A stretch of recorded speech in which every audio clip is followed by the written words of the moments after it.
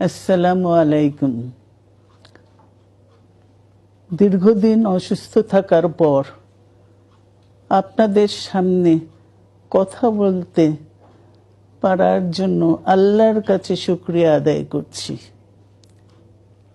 আমার কারাবন্দী অবস্থায় আপনারা আমার কারামুক্তি ও রোগ মুক্তির জন্য সংগ্রাম করেছেন, দোয়া করেছেন। সেজন্য আমি আপনাদের সকলকে ধন্যবাদ জানাচ্ছি। দীর্ঘ